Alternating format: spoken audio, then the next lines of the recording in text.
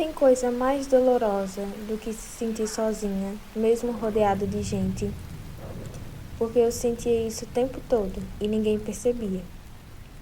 Às vezes o dia estava cheio, tem barulho, tem gente por perto, tem coisa para fazer, mas por dentro parece que você está completamente sozinho. Como se ninguém te enxergasse de verdade, sabe? E é muito doido falar isso, porque eu sou casada, tenho um filho, tenho família, mas mesmo assim passo boa parte do tempo sozinha. Não estou falando de estar num quarto vazio, é outro tipo de solidão. É aquela que você sente mesmo fazendo tudo, mesmo estando cercado de pessoas. Se você já se sentiu assim, fica aqui comigo, porque eu sei exatamente como é. Desde a escola, eu sempre fui meio a que sobra, sabe? A que ninguém chamava, a que sentava sozinha, a que fingia que estava tudo bem. E o mais triste, isso nunca mudou. Hoje, com 26 anos, eu não tenho nenhum amigo. Nenhum. E eu não falo isso querendo que sintam pena de mim. É só a realidade. Talvez seja a sua também. E olha, por muito tempo eu pensei que o problema era comigo. Ficava me perguntando: será que eu sou chata? Será que ninguém gosta de mim de verdade? Será que eu tenho algum defeito que todo mundo percebe e eu não vejo? E aí, sabe o que eu fazia? Tentava agradar. Me forçava a ser mais legal, mais divertida, mais fácil de lidar. No final de tudo eu me anulava, sabe? Só que mesmo assim, as pessoas continuavam indo embora e o vazio só crescia. Até que chegou um momento em que não tinha mais ninguém, sabe? O celular parou de tocar, as mensagens sumiram, os convites não vinham mais. E foi nesse silêncio que, pela primeira vez, eu comecei a me escutar. Comecei a sair sozinha, mesmo com vergonha, com medo de parecer a esquisita que não tem ninguém. Mas com o tempo, isso foi virando um tipo de liberdade. Fui almoçar sozinha, fui ao cinema, fui andar na rua ouvindo minhas músicas. E aos poucos fui percebendo que eu sou uma boa companhia. Eu aprendi a ser sozinha.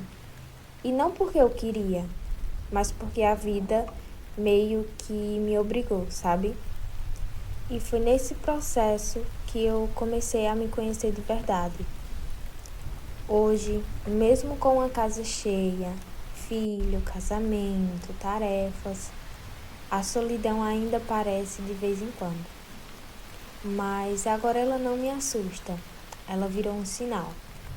Quando ela aparece, eu sei que eu preciso parar de me ouvir de novo, me cuidar, lembrar de mim.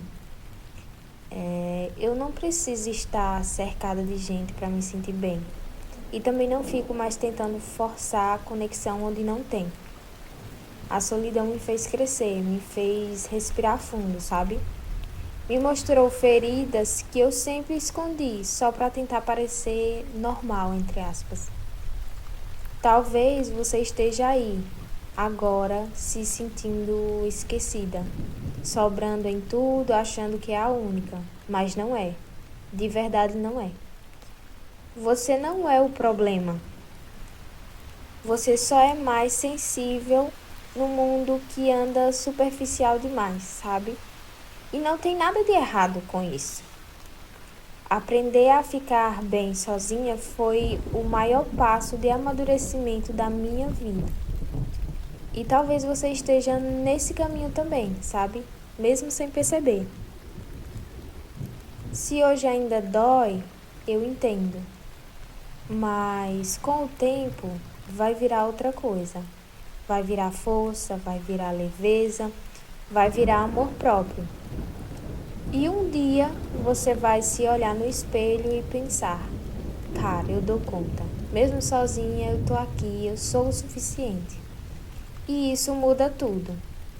E sabe de uma coisa que eu percebi com o tempo?